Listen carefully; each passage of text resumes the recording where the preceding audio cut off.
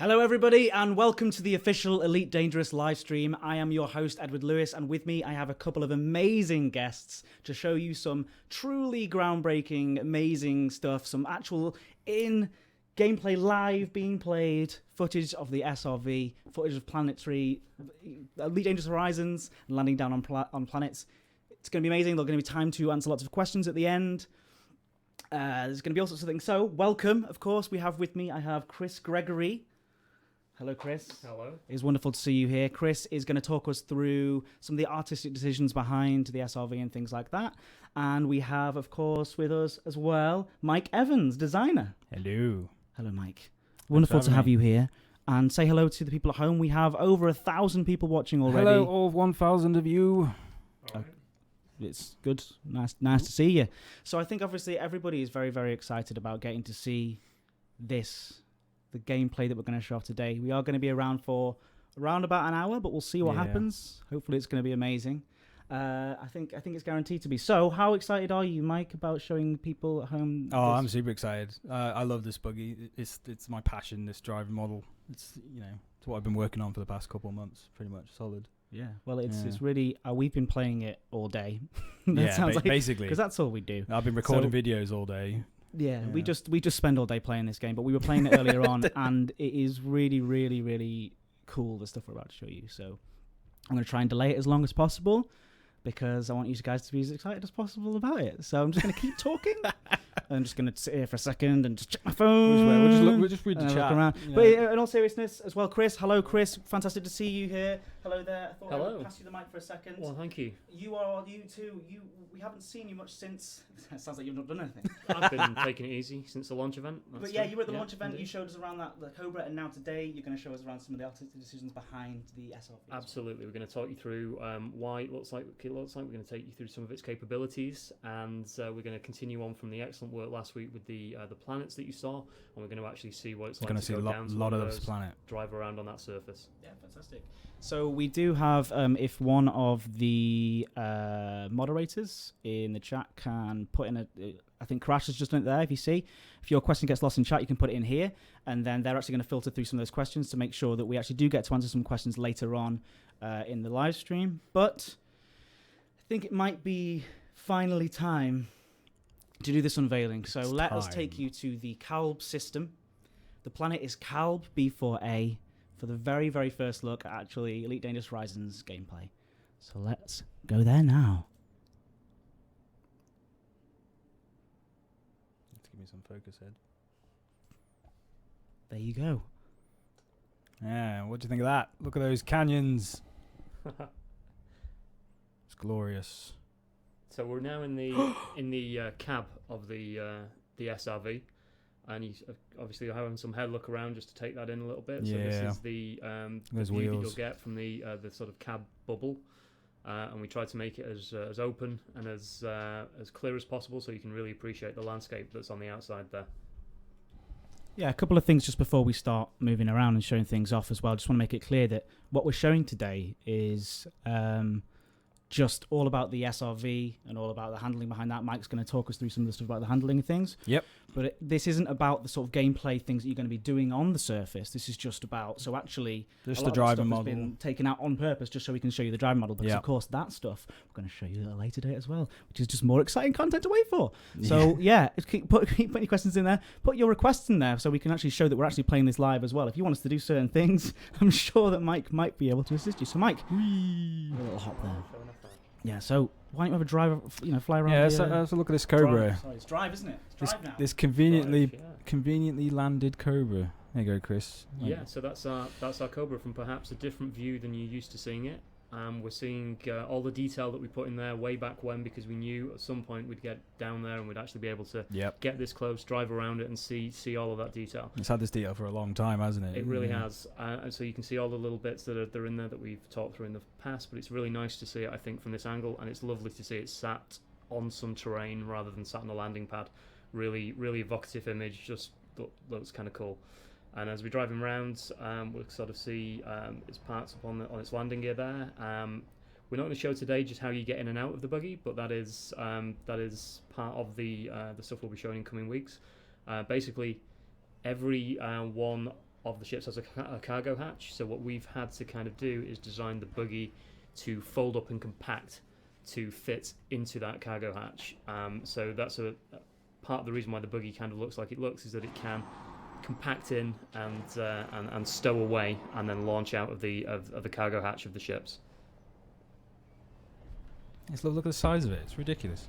It kind of puts into perspective the scale of these ships. Yeah, I think people in the chat are saying here it's really about sort of, you can see that if it's for a completely different scale. 40 meters, something like that across. It's like, wow. Well, Chris is going to give us a closer look in just a while, and talk us through some of the details about the design decisions around the SRV. But I do think it's really nice to just to fly around in that way. Hopefully, you guys can also hear some of the sound as well of the actual buggy as well. We've knocked it down quite low because we want to be able to pick up our sound here and our in voices, terms of our voices. But hopefully, you guys can see it as well a little jump bit. The Cobra. But yeah, jump the Cobra. I'm sure you can maybe try and do that later on. That's just something we're going to get into. But I think it is nearly time to maybe go off on a journey. Yeah, and send your. Well, first of all, I think you should send your. Let's get rid of the send ship. the ship away. This is lovely. Let's have some quiet for this moment. That ship. Some quiet. Bye, Cobra. See you in a bit. Oh, it's beautiful. Oh, that boost. See you later. Yeah, there you go. That's absolutely awesome. So you're going to head down to that canyon, I'm assuming. Yeah. Let's go on a. Well, Mike, let's go on a trip. Where we're going. We don't need roads. What is that? I love that. Absolutely awesome. Yeah, so we actually have a third person in the room, and that is Adam Woods, who is sitting behind us. Say hello, Adam, if you can hear us. Hello. There you go. So he's actually sitting behind, so he's not on camera. My God, that was incredible. So people, that's so cool. Awesome. You didn't expect that, did you? Yeah. So we're actually going to show you around this right now as well. With so if you can sort of fly around, and Chris, you can take it away. Cruise around with my head look. So one of the nice things about being in this multiplayer build here with two buggies playing is that we can kind of take you around the buggy and sort of show it you in situ. So just to talk through. I'll go around the other side where there's light. Cool. Throw a bit of light on the subject. There we go. That's much better. So we're really proud of it. We think it's a unique looking vehicle, and it's been designed kind of through its form following its function, really. So we kind of knew what it had to do. It had to deal with a lot of varied terrain, because who knows what sort of planet you're going to come across. Yep.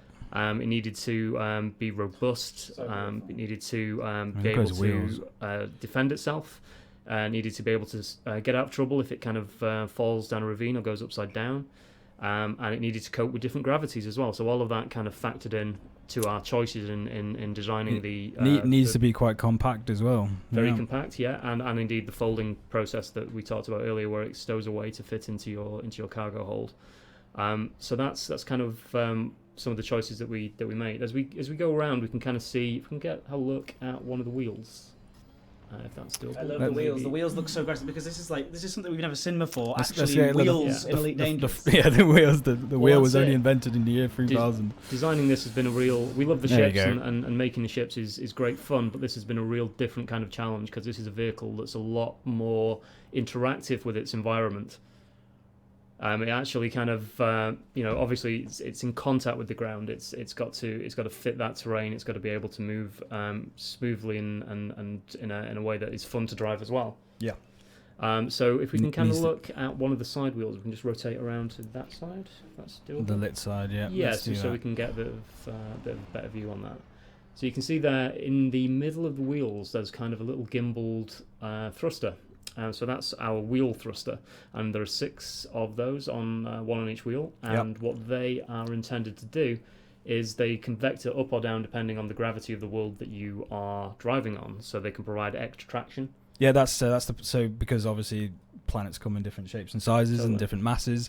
The SRV can handle better under certain G tolerances. So it kind of basically allows the more grip when you need more grip, or less grip on high G worlds as well. Yep. So they kind of you'll see them as we're driving around. You'll see little blue flashes and glows on those, and that's what they're intended to do. You can also see the wheels are on quite long sort of armatures, suspension arms. Especially the front ones. Especially the front ones. And as we'll drive around, you'll see them interacting with the surface. And what they allow us to do is to cope with really harsh and different terrain by adjusting for those and letting the buggy conform to the surface without it providing too harsh a ride. If I lift up, you can see my own arm.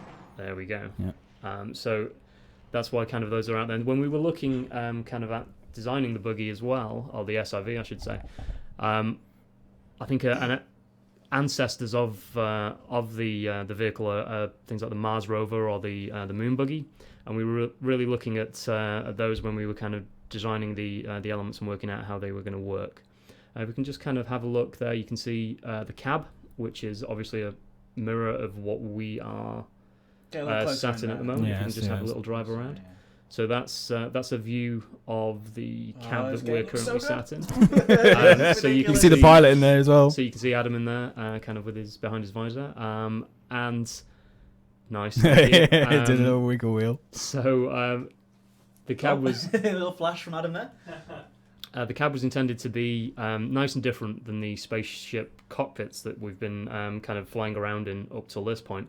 It's a lot smaller. It's much more in scale with some of the fighter cockpits that, certainly the fighter that you might have played in CQC. It's a lot closer in, a lot more claustrophobic. Yeah, a lot more visibility as well. And a lot more visibility. That was a definite plus from the get-go. That as you look down. And you need to be able to see the terrain. You've got real good terrain, but also you can see your front wheels as well. If you can give those a little twitch. You can see how they interact with the terrain. So you can kind of really get good feedback on kind of which way you're driving, which way you're pointing. That was key for us as well. So good. And you've got little incidental features as well that make a lot of sense, like the headlights. There you go. Which you can see we're just flashing on and off now. And good for signalling and good for illuminating dark places. Well, exactly. So a lot of that comes from the fact that, as we saw last week, our planets are so realistic. They're such realistic simulations that our vehicles needed to be as realistic. So we needed headlights on our vehicles, not just for show, but because when you drive around to the dark side of a planet, you're going to need some way to see where you're going. Yeah, exactly. Yeah.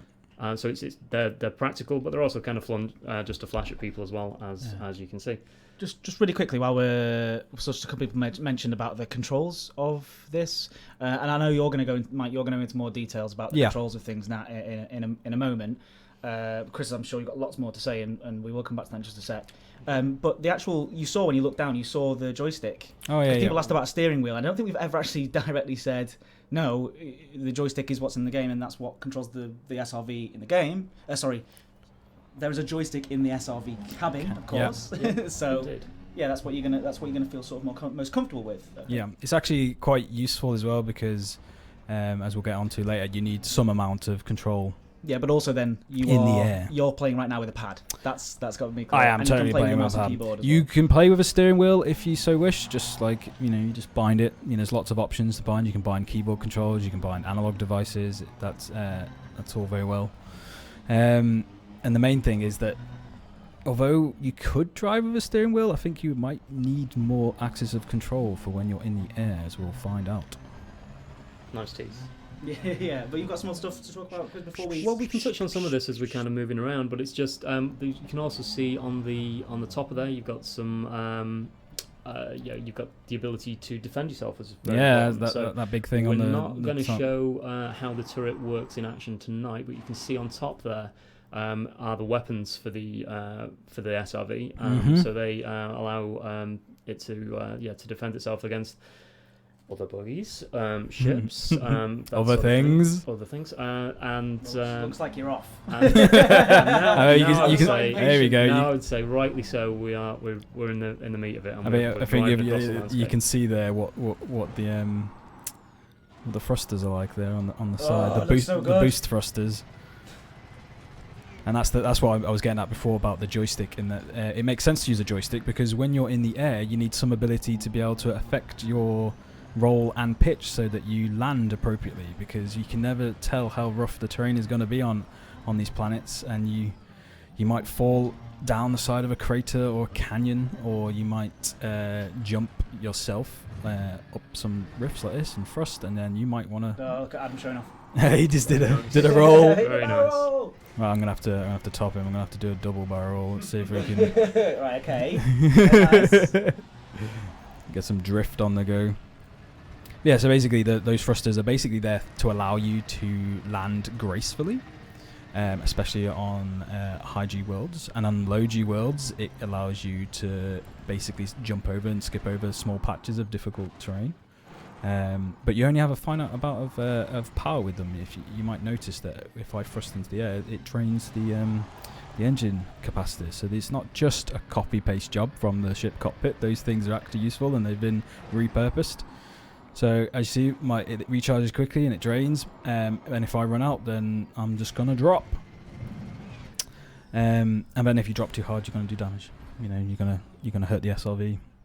If you want to learn more about the planets that we're showing here as well. Oh, in fact, I just wow, want to mention, Chris, you might want to mention something we just saw on screen there with those sort of spots. I don't know. The little spots are just a little graphical glitch that we've got at the moment. Yep. Work in progress, guys. Work in progress, and we'll tidy all that up before release. And to be honest, a lot of this as well, there's a lot of little tweaks coming in for things like the VFX and the particles, and they're already looking cool, but there'll be a lot more little improvements as we go. Oh, look at that roll. Why don't you talk a little bit as well about the scanner you can see there as well, the train scanner? So that basically renders the surrounding terrain, so that especially when it's dark, or if you're in a canyon like this, sometimes you lose track of the horizon. It kind of can give you an idea of what kind of slope you're on because it's always level. Absolutely, kind of helps you see if there's like a big drop coming. Yep, sometimes because as I said, because these planets are real. You've got the sun can be at certain angles, like could be directly above, and as a result, you're not seeing like the shadows that are sort of describing the terrain. So sometimes you're just driving along, mind your own business, and all of a sudden there's a crater there, and you didn't see it come in. And if it wasn't for the terrain scanner, if you glance down every now and then, a skilled player would see the crater coming up and can react to it. Is Adam going the right way? Because I know you've got a little route plotted here. Yeah, we're just following along the canyon. We're going the. So, yeah, the driving, it feels... I had a little play around with it earlier. It feels so good. It feels really so nice. Yeah, that's the plan, wasn't it, from the start? Get something that's accessible. There's a bit of skill involved sometimes, you know. Oh, yeah. It's not easy as well. You can't just power down here. You can't. No, especially... Well, on this smoother stuff, you can go quite fast, but as I said, this rough terrain to the side there, you have to go slow. Oh, yeah, we can do... And likewise, as it's work in progress, there's still lots of things to be balanced, like the damage that you get from falling and from collisions with the cab and the rest of the SRV.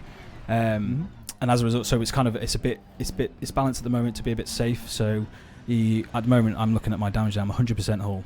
Yeah. And I wouldn't expect that perhaps to be the case. I've taken a few hard hits before. Right, yeah, sure. So if you are just joining us as well, welcome everybody to the live stream. We're so thrilled to be able to show this off today. This is the first in-game footage of Elite Dangerous Horizons being played live by Mike, and Adam is there. Adam Dern is there. Flash your lights, Adam. Just to be very, very clear, this is we're just showing off the handling models and stuff like that, which I think is just incredibly fun and it's kind of like this nice mix between controlled drivability with uncontrolled drifting, almost giving me vertigo just looking at this, and the aerial control, which is something that we implemented basically straight away, because you can never tell what kind of terrain you might come across. We needed an ability to be able to if you get in the air, especially on low G worlds, that happens quite a lot. You need some way to control your pitch and roll so you can land, and then you've got the thrusters there to arrest your fall. Likewise, the thrusters can lift you up. Yeah, I was going to say, somebody asked in here, can you roll? Does the SLV roll and can you get stuck? Yeah, so you can land upside down, and the thrusters are there. The boost thrusters are there to lift you up. Interesting. So, I just wanted to quickly say, we're going to be showing more about the gameplay very, very soon and stuff like that, but this is just a quick look right now of how things look. And if you do spot anything that might look a bit strange in there, just know that it's a work in progress still. But, man, what a good-looking work in progress that is. Nice. I know this bit's quite flat, I think, around here. So, maybe it didn't quite get to the flat bit. That's around there. There we go.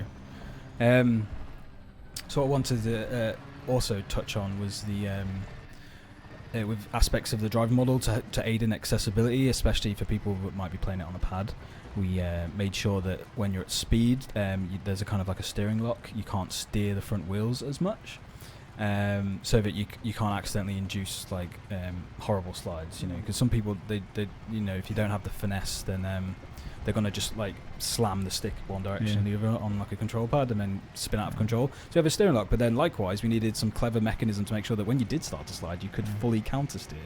And so we have that. We have this like dynamic steering lock that happens when you're at speed. If you start to lose control, it lets you counter steer to full effect in the direction you need to.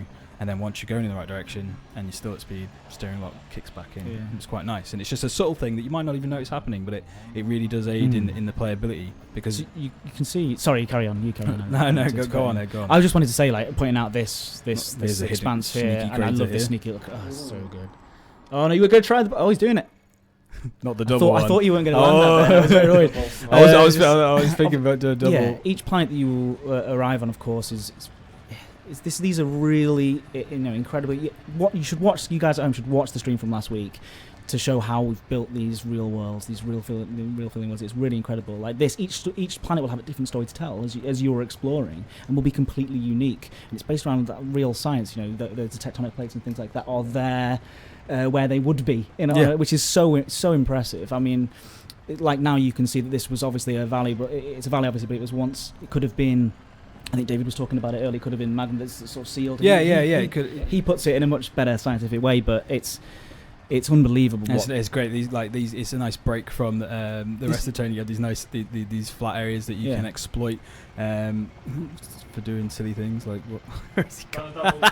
You did a double. You landed. I didn't see it, so I don't think that happened. No proof. Right, that's one. Oh no. 2, 3, 4. All right, that's enough. No. It's a perfect opportunity to show off the writing.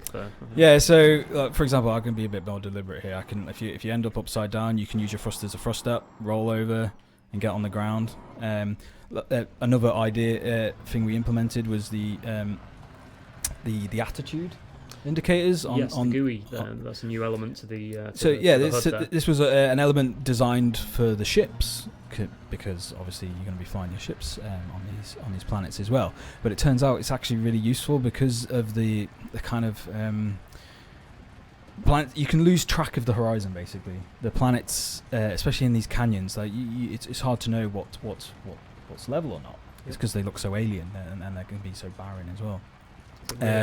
So it really helps give a sense of what kind of slopes you're on, how much you're rolled over, because it matters. Because if you catch some air and you're not quite sure what your orientation is, you don't know what kind of direction you're gonna end up going. And with the GUI, we've tried to retain the look and feel from the GUI in the ships, but try and add as much new features that are really suited. To the so we have a head no longer in space. We have a heading indicator. We have an attitude with the attitude ladders. We have an altitude bar there. It's pretty much at 0 because I'm on the ground. But check this out. It's up. Nice. There's another element that pops in when you fall, which kind of shows your descent speed, and that's useful for helping you judge whether or not you're gonna hit really hard on the ground or do damage to your suspension or not. We have hundreds of questions coming in, so I do feel like I want to ask a couple. Ask away. So can the SLVs be equipped with shields, or is it just armor? Yes, so the SLV does have a shield. It's we've disabled it at the moment. Okay. Because it's not really relevant for this discussion, but basically the shield is there to defend against weapon fire. Where might that come from? But we'll talk about that sometime soon. Will there be a full suite of upgrades available with the ships? I mean, don't worry if you can't confirm anything just now, but I suppose you can hint at potentially having something coming. There are plans to be able to have different loadouts. Will the fuel rats have to expand their operations onto the ground? So this is an interesting. So at one point, fuel wasn't a thing, and then lots of people were very upset by that. And I think we're doing it now. There's fuel. There's going to be a mechanic for the buggy. At the moment, it's not balanced in any way, shape, or form. Right. We don't have it, but we realise that actually fuel's quite useful. It's a thing you could get, for example. You could find, it's basically it's a useful mechanic to exploit. So yes, I think there will be some fantastic, like some amazing gameplay. It'll really fit in the world in a really nice way. Obviously, exactly. These are all things that like you say, it's a work in progress build, and this is But God, it's a good-looking work in progress build. I love it. So I said I've like we're driving on this planet, but I've done this particular run many times, and I've never been bored of doing it. I could drive this. Whoa! He took your eyes off the screen for 1 second. I've driven this thing for hours and hours and hours and hours and hours.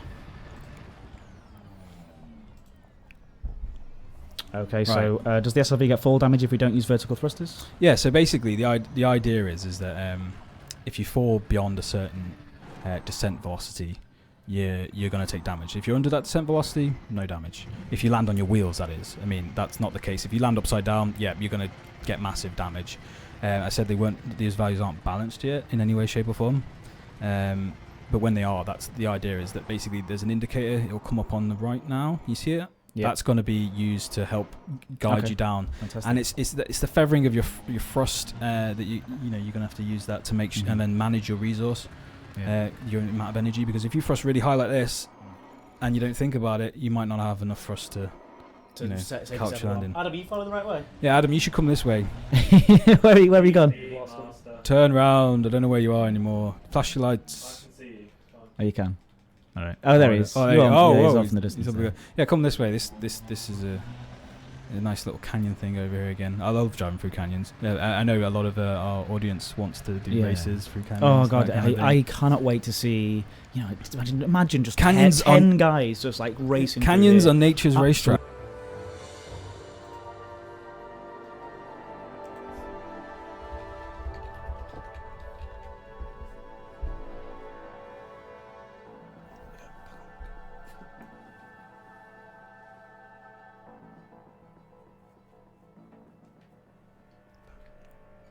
And we're back, and I thought that basically what happened there was you was far too cool, and we needed to give you a break to make sure you could stay calm. But yes, welcome back. Of course, we're here again. If you're just joining us, welcome to the Elite Dangerous live stream. Hopefully, you will get just as many viewers, and hopefully, you all stuck around.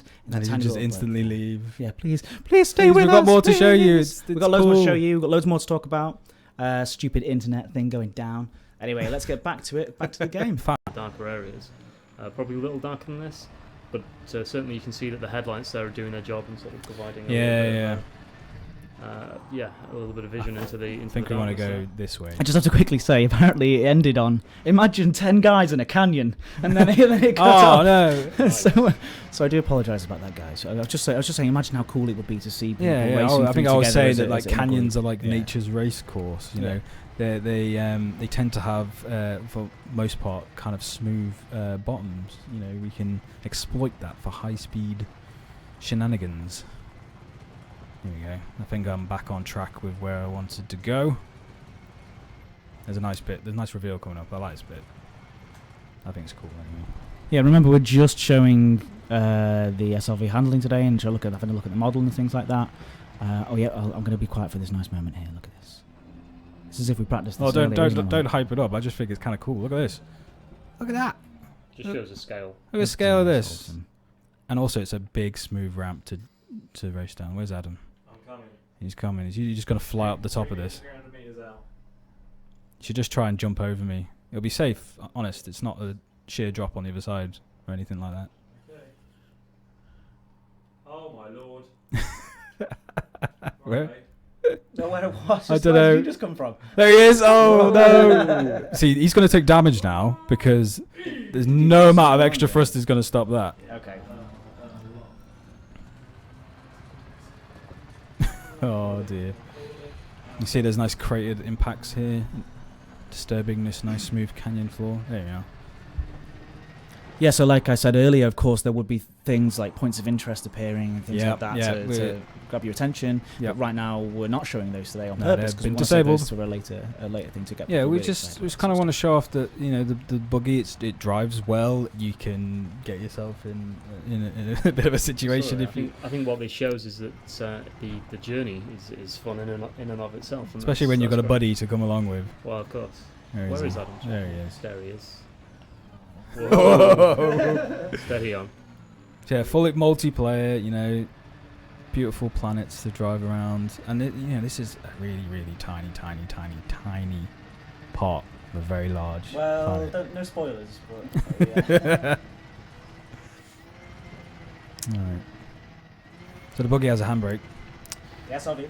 The SRV. Sorry, it's just it's internal dev speak, and then the SRV has a handbrake. It's bindable, and you can set it to be a toggle, so it's kind of like a guaranteed way to bring you to a stop if you need it.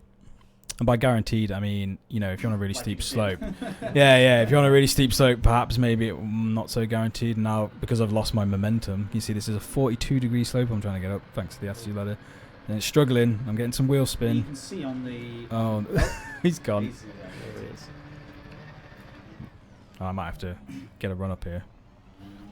So, although we've tried to make it easy to drive, it's not it's not this like super vehicle that has incredible grip. It's like it has its limitations, and you have to exploit those limitations when you can. Sometimes use your thrusters if they'll help. Yeah. So the thrusters at work part of the thruster is always against gravity, and then back and forth around you. Oh, there's another nice little drop. Look at that. So the thrusters they work against to counter gravity foremost, and then they no matter what sort of G world you're on, there's it always tries to apply a certain amount of acceleration on top of gravity to lift you up vertically.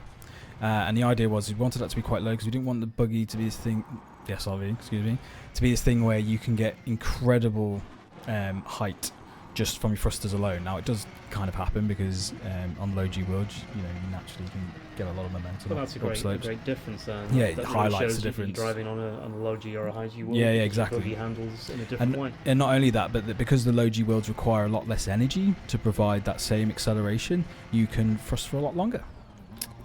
Somebody asks, well, why is it so clear? Why it's obviously clear in sunlight, but you can see it as if it's the night sky. That's, of course, it's the atmosphere or lack thereof. Or lack thereof, yeah, that creates that effect on our world. So yeah, you see it in the pictures of the moon. It's that you see the dark sky, but it's obviously lit up by the sun. So I was just mentioning that basically, depending on the G that the world has, how big it is, it affects your not only the amount of thrust you have available and the time that you can thrust for, and that as a result it kind of like really emphasizes that not only do you fall faster or accelerate faster, should I say, on the high G worlds when you drop, that it's going to consume a lot more energy to try and counter that. So there's this definite sense of difference in the way you drive. Okay. So one of the questions that I've just spotted was, will we be able to go to ice worlds? Yes. And the answer to that is yes. It's a great variety of planets that we will be kind of showing off in coming broadcasts, yep. I'm sure. Some of which will be icy planets. So does that affect the handling? Yeah, totally. We wanted simple things like how much traction you have to be different based on like the material you're driving on, and that's one of the things we can definitely make it slippier to drive. You lose traction more, and you can't climb as steep a slope. It's kind of fun to drive around on those kind of worlds. This world has got kind of like a sort of average, or pretty good traction. So there's a bit of slide. You must have seen it as I drive around. It drifts quite a bit. One might say it even strafes on occasion.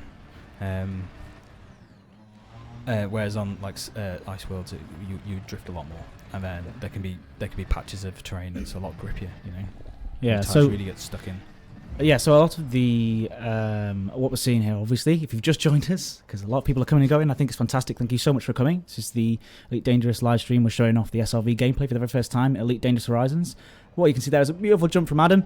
But yeah, we're just showing off the handling of the SRV to give you a sneak peek at that.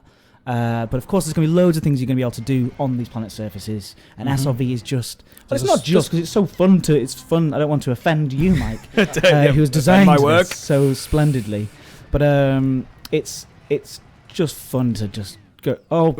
we have almost a collision there. Oh, gosh. I think our lights have just been turned on. I'm going to go check that out in a second. But if you just give me a moment, I'm going to go do that. You can carry on talking about that for a second. You got anything you want to talk about, Chris? Yeah, so you can kind of see on the back there as we've been driving around, Adam's been using his boost thrusters, which are the large kind of pods on the back. You can see those flare every time it leaps up into the air. They're there to give you a little bit of height, basically. Yeah, there's a little bit of height. Like we don't want you to exploit. We were going more for longevity in that you could leap over chasms, that kind of thing, rather than gain altitude. And obviously the height that you get from those is dependent on the gravity of the world, as we were saying. So depending on what world. Yeah, like a high G world, they're not going to be able to thrust for as long because they're always trying to give you a constant acceleration above gravity. And I think the acceleration at the moment is set to 1.5 meters a second on top of countering gravity. Absolutely. So on low G worlds, you get lots of thrust available, and you can keep those things firing for a lot longer and get a lot higher and go a lot further. And then once you are up in the air, you're using the thrusters in the wheels to give you course adjustments. Yeah, to orientate yourself, so you land how you want. Yep, and maneuver. Yep. So although the buggy doesn't fly, it's important to say it's not a ship. It's not a ship. It's certainly got some limited aerial capabilities. Yeah, and limited is the choice word there, because what I did and I strived for is that you might have been able to tell from when we've done it, is that the it's like flight assist off when you're in the air. We could have made it so that it kind of, when you stopped applying an input, it would level out the buggy, but it feels like, because it's a momentary thing, it's just an extra layer of skill involved, and it really sort of drives home the idea that this is still an airless world. It's still space. It's still a void. There's no drag. So when you do try and orientate in the air, you have to counter your own rotation. Just a little bit of extra skill involved. So all those flight assist off jockeys that will be quite well at home, launching this buggy into the air. So we're hitting some more uneven terrain here, which is nice. I think you're getting to see, hopefully, the way that the arms and the suspension arms there are kind of coping with this terrain. You can see on Adam's SRV there, the wheels really having to work to try and keep the buggy as level as possible as it's driving over. Yeah, and absorb the impact so that it's not like damaging the superstructure of the SRV. Because if the wheels hit the ground, that's good. But if the SRV hits the ground, that's bad. So, people asking if it's working with Xbox controller. You're, of course, playing with Xbox controller. You're not on camera right now. Oh, yeah, of course, I'm streaming. But yeah, I did show it at the start of the stream, but I'm playing it on a pad at the moment. I've got the triggers bound to the accelerate and brake functions. Great. Rather than the bumpers. Yeah, this is you actually went in and changed your own setup entirely, didn't you? Yeah, there's lots of options for the there's other control methods that we can use. There's a control method called, basically the control method called drive assist. It's kind of like flight assist, except it's off by default in the SRV. You'll see that little assist off in the corner. Well, basically what that is that at the moment I have direct control over the throttle and brake, and if I turn drive assist on, instead it's more like the ship, and then I set a speed, and then the SRV tries to keep it. And so it's kind of like a cruise control, and this makes more sense for HOTAS users, because they'll want to use their HOTAS to control set a speed and then just leave it, whereas pad users might be more comfortable using like traditional accelerate and brake. Yeah, it's all obviously amazing. So where are you going, Adam? Well, you're going in the opposite direction to where I'd like you to go, but it doesn't really matter because we can. No, go on. You go in the right. There's, take them somewhere. Well, it's a planet. At the end of the day, it doesn't really matter. We did have a place we can go, but we can just go this way and see what's down here. Yeah. Okay. I guess it proves that it's not really scripted, is it? We don't really know what's going on. Well, that's the fun of the game, is when you're exploring. Yeah, exactly. I mean, I found a particularly nice little canyon run, but now we're off that little. That track, so now. Hey, Blackie75 asks, when will all the questions on the link be answered, or where will they be answered? Unfortunately, there's just so much to talk about, and so many questions going through. We're trying to get through them on here, have a look every now and again. So we're sorry if your question doesn't get read out. But Mike might be able to actually go on the forums tomorrow, and maybe if he's got a moment, answer some of those. But only if he's in his own time, when he's not hard at work on this, of course. This is perfect. We don't need any more work. It's done. Are the vertical thrusters fixed downwards? Ask somebody on here, or can you sort of get a boost of speed? If we with get it? close to Adam, you can. So Boost the speed? Yeah, like not Not directly. So the idea is that some proportion, the highest proportion of the thrust is always applied vertically downwards against gravity. So that even if you're upside down, you have some ability to lift the SRV up, especially if you land upside down. This is so that you can lift up, roll over, and come back down. The other proportion of the thrust is directed in the downwards direction of the SRV. So if you thrust sideways, you do induce translational forces like this. So in some ways you can boost when you're in the air because you can thrust, point forwards, get some translational thrust, and then you have to land again. So there's a bit of skill involved, but it wasn't my intention to have a boost button just for velocity because these things can hoon it pretty fast on their own, especially when going downhill. While we've got a moment, we're just looking at the SRV. I think Chris, you've got a couple more things you can talk us through on there, don't you? There's a couple more features we can point out definitely. So you can see on the back there of the SRV, there's a more solid sort of compartment, a more chunky area. That's basically the cargo container. So that's where anything that you might pick up, perhases on your travels as you're moving around the surface. That's where that would be stowed, things ready of to interest, be dropped off at bases and settlements and places, or that you might be driving to take away in your ship, or indeed to take back to your ship. So that's the more sort of solid container there that's on the back that gives the buggy, the SRV rather, its volume. We can also sort of see on there where are we? If we track around to the back, little details that the guys have put in, like the brake lights. Just a nice little, it's the reverse light. There you go. Just a nice little touch there. I think that the guys have developed, which works really well. Play sign there as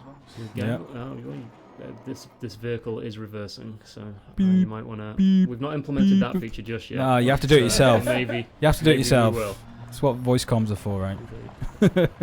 Nice. You can also see some of the still work in progress, but rather nice VFX work that's being done to really ground sneaky crater the SRV into the surface of the planet, and that's again part of the fun and the challenge of this new horizons, as it were, is now developing all of this new tech to support ground-based vehicles and trying to get it to the same level as our ships.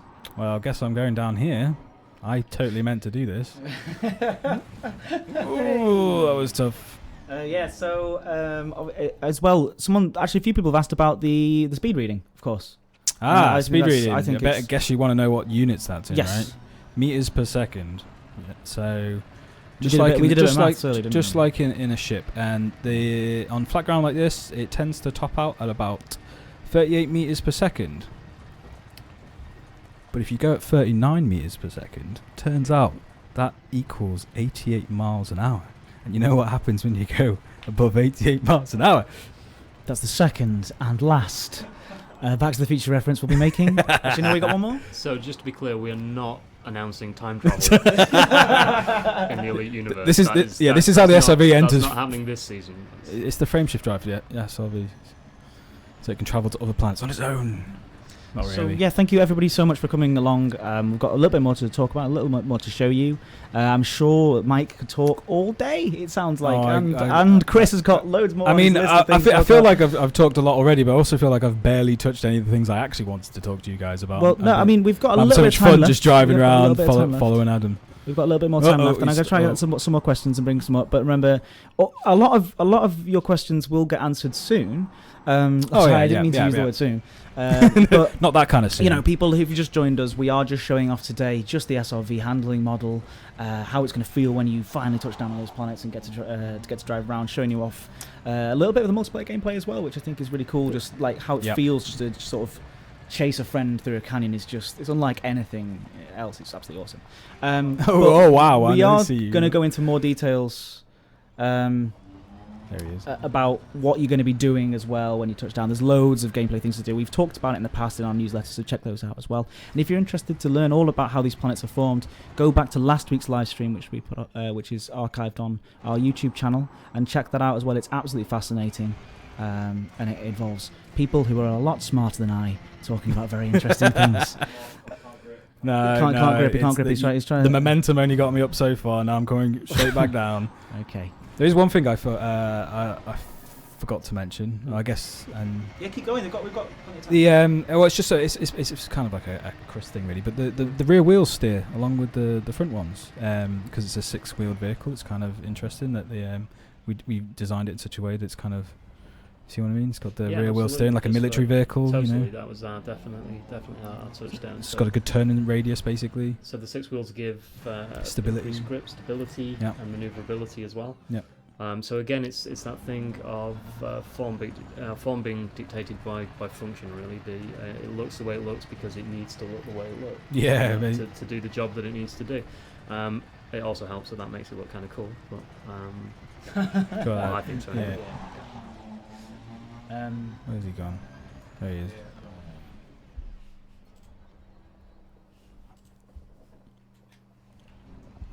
Is there any more questions that I can maybe answer? So we've already got that question about the vertical only. Falling damage, getting stuck in canyons. We've answered that a little bit, but canyons. you can probably go back and just really quickly mention that again. Well, so you could get stuck because you never know what kind of terrain you're going to come across, but you know. If you use your thrusters in combination with building up momentum, you should be able to get yourself out of most trouble, basically. But there's no guarantees. We can't guarantee what kind of terrain you're gonna find. Yep. So somebody here says, can you attack other SRVs while you are in one? With the turret, turret, yeah, of course, but we're not showing that today. We're not showing it though. But you of course you can. You totally could. Yeah, there is a combat aspect to the SRV, and there are other things, of course, on the horizon. One might say. In some of the newsletters, I believe we've already shown in the recent newsletters some of the surface skimmers. Yep. And the designs for those. So that's something we'll be showing off at some point. The actual. What interaction you might have with those when you're driving around in the SRV, and that probably involves the turret, I would say. Let's go for a backflip. Whoa, hello. Oh, this is really difficult because I can't see the ground. Oh no! Yeah. Oh, there we go. Check that out. I was very nervous. We've got a little request there, just to use a little head look, just to have a look around the cab, so we can get an idea of. So you still get the panels.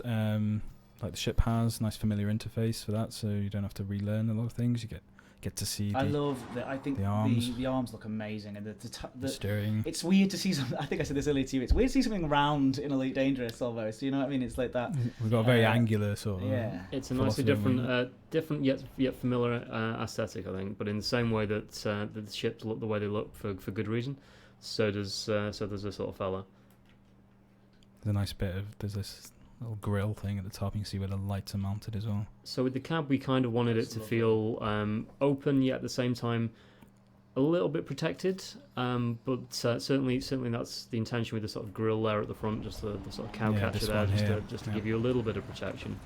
But at the same time, that really open view is important to us, so you can see, you can kind of get a feeling for how fast you're going because you can see your wheels. See your wheels spinning. You can see the train rush by immediately underneath you, like this. You know, it's very visceral. It kind of, and I think the audio as well, that kind of helps tie you to the ground, and it also sells the whole idea that this is an airless world, because when you're in the air, all that sound goes away of the surface, and you can just hear in your internals. Yeah, we'll go into more details about the sound at some point, I'm sure, with some of the sound designs. It's still work in progress at the moment, but it's damn still, good work in progress. Yeah, right.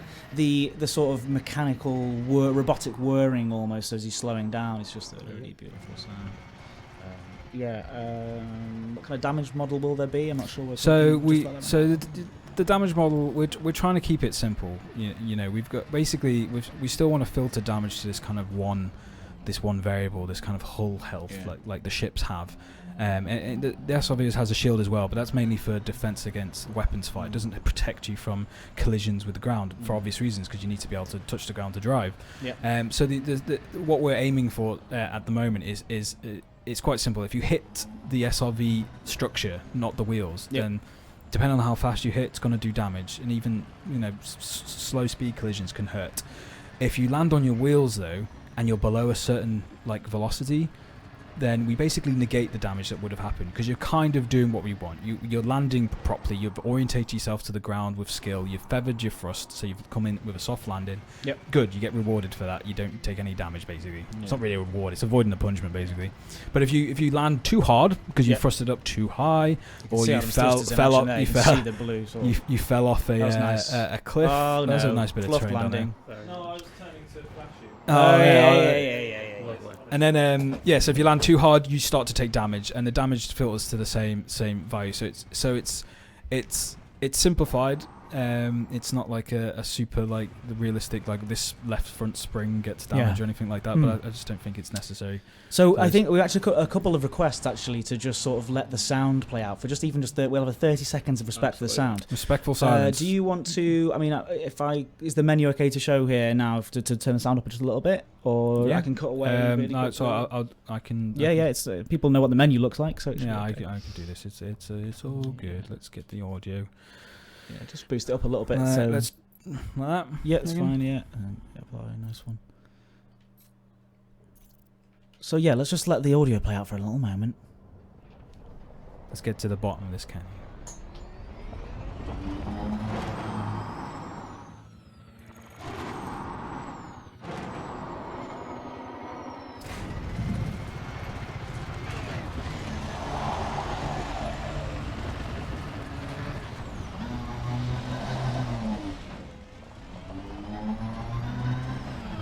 Sounds awesome. I love the sound of the thrusters. They're incredibly satisfying to hear. The buggy be repaired at your ship, or do you have to go to the station? So the SLV, I was just reading directly from a question there. So the plan is that if you go back to your ship, your SLV is repaired. That's as far as we've got with that. We might want to expand on that in future, but that's the current plan, is that if you've gone back to your ship has the facilities to keep it in ship. So yeah, we'll put that sound back down so you can hear us clearly on the stream as well. But I thought we want to show it is work in progress sound as well, just like everything is on this demo. That if you're changed just joining today, us, in fact. Yeah, it changed this very day. But hopefully, you guys got a nice taste of how it might sound come out there later on. There's an interesting dark canyon down there. Let's head in that direction. Whilst we do, there's a question there to ask whether or not there will be different versions of the SRV available. The answer to that is it's something we've definitely thought about and planned for. Do you think that the manufacturers would have only made one? Well, indeed. They've got a monopoly on the market. They've made the one and only space variant. So we've definitely done some design, some exploration of what that might look like, and what capabilities they might have that make them unique or different. Beyond that, we're definitely authoring the SRV with support for the paint jobs and the colour changes that we've got on the ships. So we don't know quite when we might be wanting to release any of those, but the capability will be there to be able to at least decorate or colour change your ship or your SRV and personalise it a little bit that way. Ooh, that collision! He's reckless. So loads more coming, and we can't wait to show you all sorts of different things about what's coming to the game and the new things that are arriving as well. But yeah, everybody, thank you so much for coming along and watching. I do think before we leave, and I'm so sorry to drag you guys away because I know that we've had a great time here, and it's already been an hour. Has it? And your time is precious. Oh, what? So I don't. Is it that precious? All right, thanks.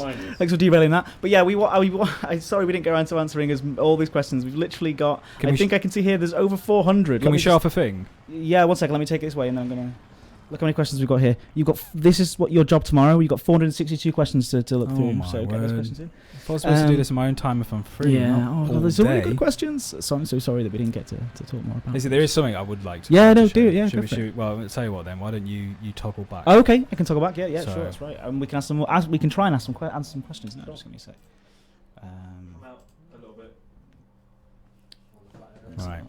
All right. Yes. Hello, guys. It's about time we came back to me. Hey, welcome. Thank you very much for coming along. Really do appreciate you being here. It's absolutely amazing to see so many so many people watching, so many familiar names in the chat as well. It's really, really, really cool. So, Chris, are there any questions that you can see coming in there that you might want to answer? If you've got any questions about the art while we get this little bit set up over here?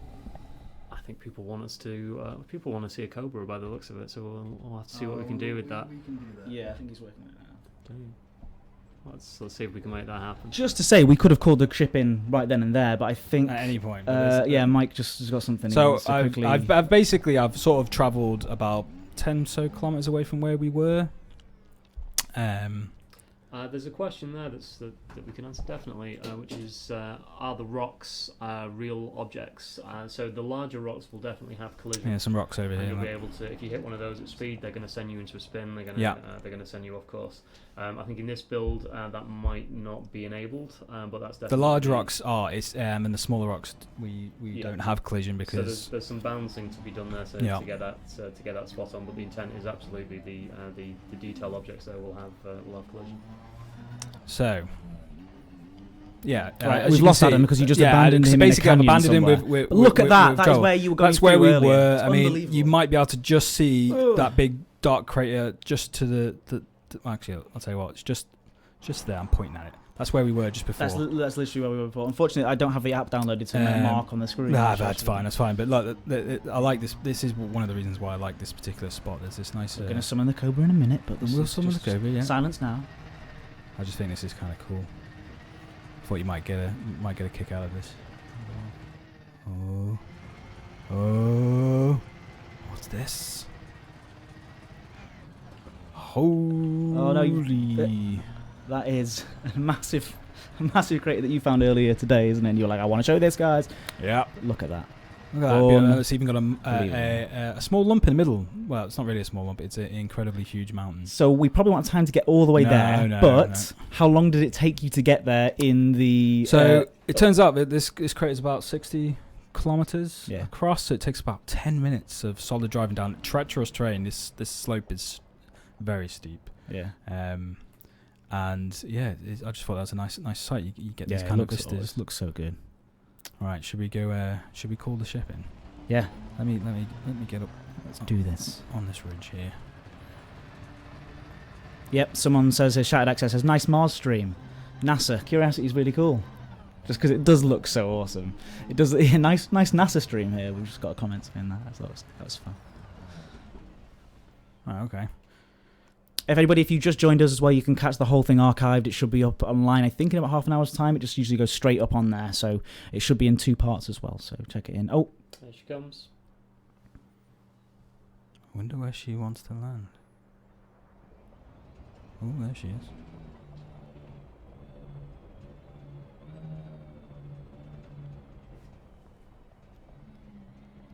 Yes, absolutely amazing. And he's jumping it. He's jumping it. That's it. Mike has jumped the Cobra. Thank you, guys. That is all for today. I thought that was. I think that's a nice. I can't believe an hour's gone by. It felt like 5 minutes. Well, thank you so much, and thank you for being on the stream. Thank you, Adam. I don't know if you can just stick your face in really, really quickly. Here he is. There he is. He played all the way from the time, so I hope you really, really enjoyed it. I was really excited to show everybody that, and I know these guys here were.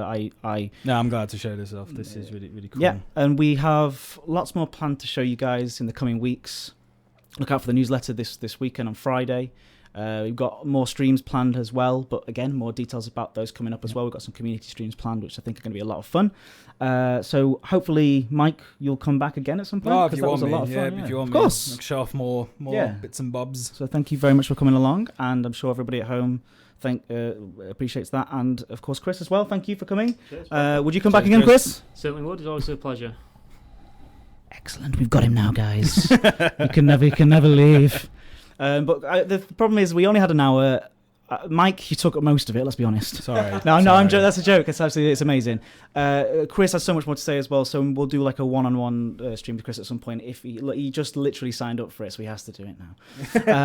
We'll get Adam and Eddie back on as well for some more stuff. But I'm thrilled. Thank you, everybody at home. You were all really, really awesome. Thanks, guys. Thanks for showing up. And we will see you next time. Goodbye. Bye.